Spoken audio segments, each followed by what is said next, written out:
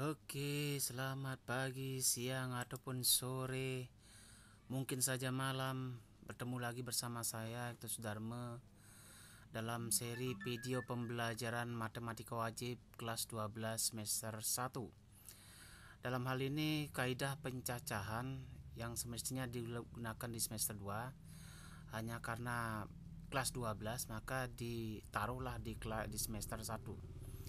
Oke, pada saat ini kita memulai bab baru tentang kaidah pencacahan. Utamanya adalah yang pertama adalah kaidah pengisian tempat. Kaidah pengisian tempat. Oke, sebelum ke sana, mari kita coba apakah kaidah pencacahan itu. Kaidah pencacahan adalah aturan membilang untuk mengetahui banyaknya sebuah kejadian atau untuk mengetahui banyaknya objek-objek tertentu yang muncul. Kenapa dikatakan pencacahan? Hal ini tidak lepas dari hasilnya adalah berupa bilangan cacah. Oke. Nah, dalam kaidah pencacahan ada 3 aturan dalam mencacah. Yang pertama adalah aturan pengisian tempat yang tersedia. Yang kedua adalah aturan permutasi dan yang ketiga adalah aturan kombinasi. Nah, untuk aturan pengisian tempat yang tersedia, ini dibedakan lagi, ada 3 lagi. Aturan tabel, kemudian juga aturan diagram cabang, berarti ada cabangnya nanti, kalau satu ada tabelnya, dan aturan perkalian terurut.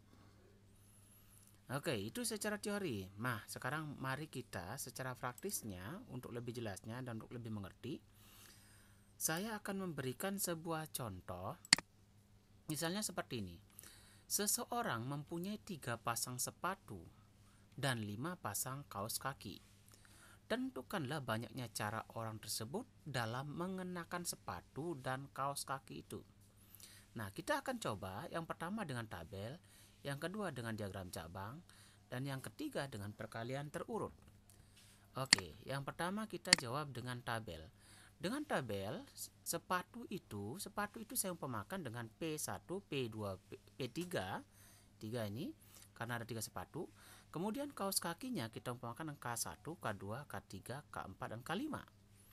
Nah, untuk pembuatan dengan secara tabel, itu berarti sepatunya ini kita bawa ke bawah, ada P1, P2, P3. Kaos kakinya bawa ke samping, K1, K2, K3, K4, K5. Kemudian kita pertemukan antara baris dan kolom. Artinya apa?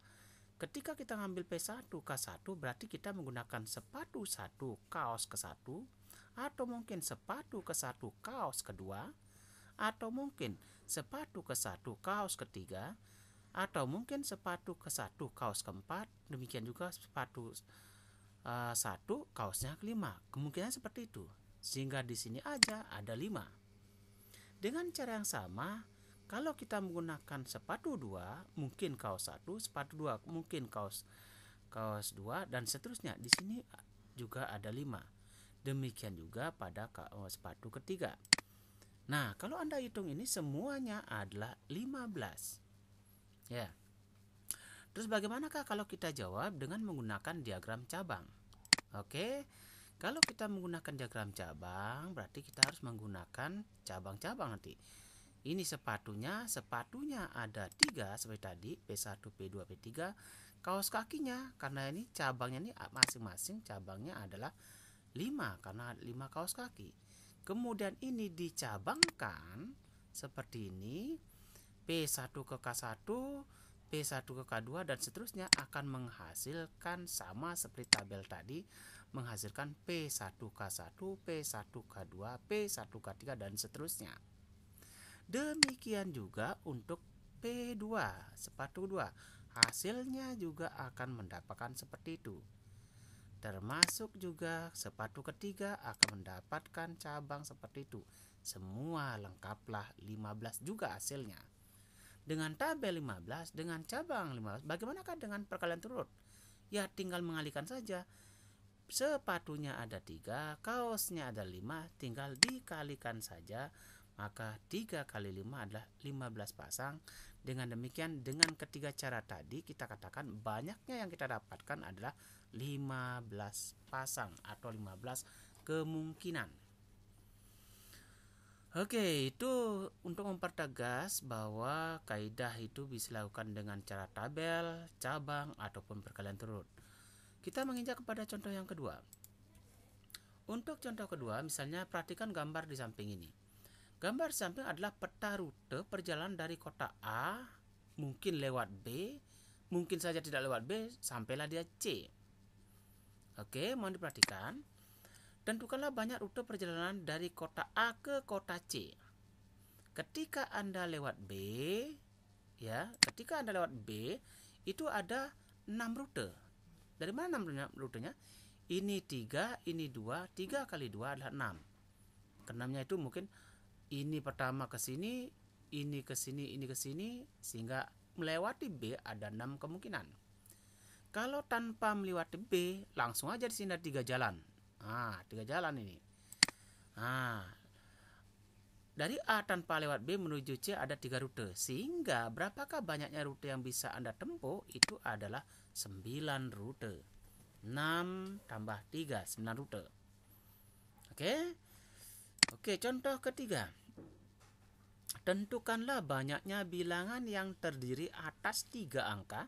Kalau 3 angka berarti ratusan ya. Yang dapat disusun dari angka-angka 3, 4, 5, 6, dan 7. Pertanyaan pertama adalah angka-angkanya tidak boleh berulang. Jadi tidak boleh berulang, harus ketiga-tiga angkanya itu berbeda. Yang kedua, angka-angkanya boleh berulang. Boleh ketiganya atau 2 sama. Oke. Untuk yang pertama, yang dikatakan tidak boleh berulang, kita buatkan tempat karena disuruh membuat 3 angka, berarti 3 tempat. Maka yang pertama ini diisi dulu, yang di sini ya. Ini kolom ini bisa diisi oleh 5 kemungkinan angka. Mungkin saja 3, atau mungkin saja 4, mungkin saja 5, mungkin saja 6, mungkin saja 7. Berarti ada 5 kemungkinan yang bisa masukkan ke sini. Sehingga di sinilah 5. 5 ini bukan angkanya 5 ini, bukan. 5 ini adalah 5 kemungkinan yang bisa masuk. Bisa saja 3 atau 4 atau 5 atau 6 atau 7. Ini kemungkinan. Karena tidak boleh berulang, itu berarti karena sudah digunakan satu, maka yang sudah digunakan tidak boleh digunakan lagi. Karena sudah masuk satu, maka sudah digunakan satu, tinggal 4 kemungkinan di sini. Nah, kemudian bagaimanakah di sini? Ini sudah digunakan satu, ini sudah digunakan satu. Ya, karena tidak boleh berulang lagi, maka masih ada 3 angka yang bisa masuk. Ya, maka di sini adalah 3 kemungkinan. Dengan demikian, maka banyaknya angka ratusan yang bisa dibentuk dari angka ini dengan tidak berulang adalah 5 kali 4 kali 3 adalah sebanyak 60 angka. Berikutnya, bagaimanakah kalau boleh berulang? Bilangannya sama. Kita juga sama bikin 3 kotak. Nah, kalau boleh berulang, di sini adalah ada 5 angka. Kelimanya ada 5 kemungkinan. Bisa 3, bisa 4, bisa 5, bisa 6, bisa 7. Jadi di sini adalah 5 kemungkinan yang bisa masuk angkanya.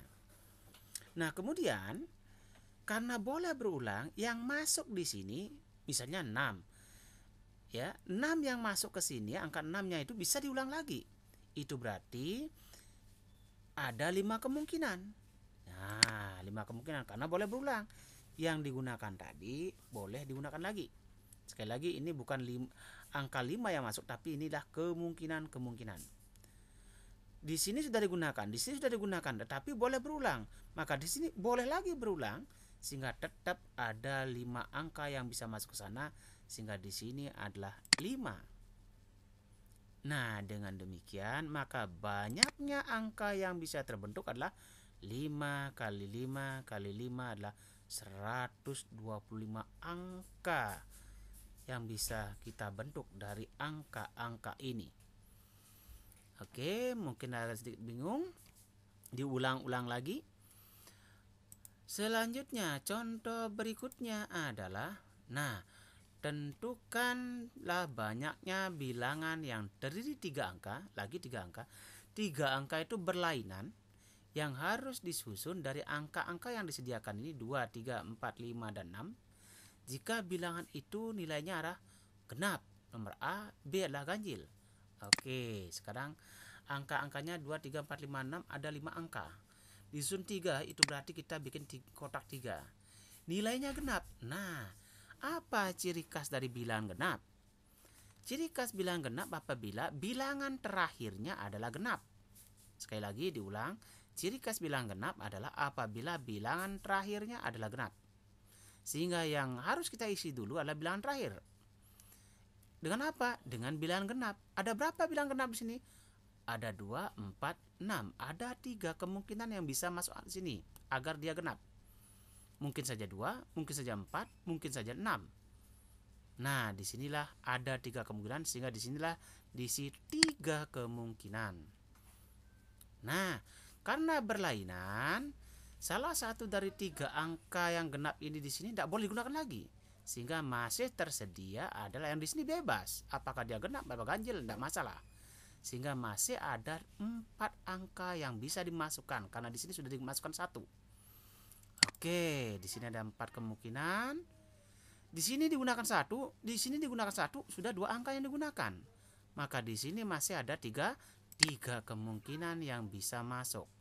Sehingga banyaknya adalah 4 kali 3 kali 3 adalah 36 angka bilangan genap yang bisa dibentuk. Terus bagaimanakah dengan ganjil? Sama dengan tadi, kita bikin ciri khas bilangan ganjil apabila bilangan terakhirnya ganjil. 323 misalnya kan, 3 terakhir ganjil. Nah, yang ganjil apa? 3 dan 5. Ada 2 kemungkinan bisa masuk. Nah, karena berlainan sudah digunakan 1, angka ganjil sudah masih lagi 1 lagi. Ditambah yang genap, masih sini adalah 4 kemungkinan. Sudah digunakan di sini 1, di sini 1, ada 5 angka, sudah digunakan 2, masih 3 kemungkinan. Nah, sehingga hasilnya adalah 4 kali 3 kali 2 adalah 24 angka ganjil yang bisa dibentuk. Oke, mungkin sudah semakin jelas. Berikutnya contoh yang terakhir. Tentukan banyaknya bilangan ribuan ya. Ribuan itu berapa angka ya? Ribuan 4 angka kan? Yang dapat disusun dari angka-angka ini 1, 2, 3, 4, dan 5. Jika bilangan itu nilainya ya seperti ini dan tidak berulang, sekali lagi tidak berulang lagi. Ya. Oke, karena dia ribuan berarti disusun 4 angka ya. Kan 4 angka, sediakanlah dia adalah 4 kotak. Angkanya apa? Lebih dari 2000. Kalau lebih dari 2000 maka angka 1 tidak mungkin masuk di sini. Di tempat pertama tidak mungkin masuk karena 1000-an. Karena angkanya 2000-an. Yang bisa masuk di sini adalah angka 2 boleh masuk. Karena 2001 aja udah lebih 2000 kan? Nah, angka 2 boleh, angka 3 boleh, angka 4 boleh, angka 5 boleh. Berarti di sini adalah ada 4 kemungkinan yang bisa masuk. Nah, ada 4 kemungkinan masuk, boleh 2, boleh 3, boleh 4, boleh 5. Salah satu dari tadi itu sudah dimasukkan. Maka sisa bilangannya adalah ada 4, termasuk satunya kan? Nah, kalau ini digunakan 1, masih 3, termasuk 1 ada 4. Sehingga di sini adalah ada 4 kemungkinan. Kenapa? Karena tidak boleh berulang. Di sini sudah digunakan 1, di sini sudah digunakan 1, maka masih ada 3 kemungkinan. Begitu seterusnya, digunakan 1, ada 3 sudah digunakan, masih 2. Maka hasilnya adalah 4 kali 4 kali 3 kali 2 adalah 96. Ya, kemungkinan. Terus bagaimanakah kalau angka-angkanya kurang dari 3000? Oke, sama dengan tadi. Kalau kurang dari 3000, apakah mungkin di sini naruh 3000? Apakah mungkin naruh 3? Tidak. 4? Tidak. 5? Tidak. 1? Bisa. 2? Bisa. Berarti angka 1 dan 2 bisa masuk di sini. Ada 2 kemungkinan. Dari 5 angka sudah masuk 1, tinggal berapa? 4, sama dengan tadi. Sudah digunakan 2, tinggal 3 di sini. Sudah digunakan 3, tinggal 2 di sini. Maka banyaknya Bilangan yang kurang dari 3000 adalah sebanyak 2 kali 4 kali 3 kali 2 adalah 48 angka. Oke, demikian dulu untuk bagian pertama kaidah pengisian tempat. Terima kasih, sampai jumpa lagi pada materi berikutnya, terutama mungkin kelanjutan daripada kaidah pencacahan, kaidah pengisian tempat. Mungkin barangkali kita akan ke permutasi. Mudah-mudahan dimengerti, mudah-mudahan berguna, mudah-mudahan bermanfaat. Tapi alangkah bermaknanya apabila apa yang sudah dijelaskan tadi, apa yang sudah ditonton tadi, apa yang sudah dipahami tadi dicoba dengan soal. Oke, sampai sekian dulu.